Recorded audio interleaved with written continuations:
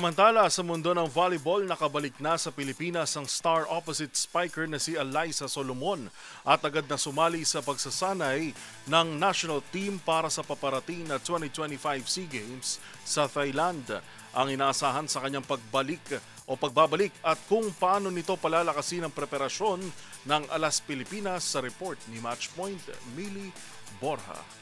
Nakabalik na sa bansa ang star opposite spiker ng Pilipinas na si Alyssa Solomon at kasalukuyang kasama na sa pagsasanay ng national team para sa 2025 Southeast Asian Games sa Thailand. Kinumpirma ng Alas Pilipinas Volley ang pagdating ni Solomon itong Martes. Panandaliang itinigil ng National University Product ang kanyang campaign sa Japan SV League kasama ang JT Marvelous upang makaisa sa preparasyon ng national team. Ayon sa Alas Pilipinas, makakasama na si Solomon sa pag-iensayo ng iba pang miyembro ng kupunan habang patuloy ang paghahanda para sa biennial meet. Welcoming development ito para sa team habang naghihintay pa ng ilang player na kasalukuyang lumalahok sa 2025 PVL Reinforced Conference. Matapos malagas ang Signal at Capital One sa quarterfinals, inaasahan namang dudugtong sa build-up ang kanila pang ibang manlalaro kabilang sina Don Katindig, Vanny Gandler, Bella Belen at Leila Cruz. At yun ang mga latest updates sa mundo ng sports. Para sa MBC TV Network News, ito si Millie Borja ng DZRH TV, una sa Pilipinas, una sa Pilipino.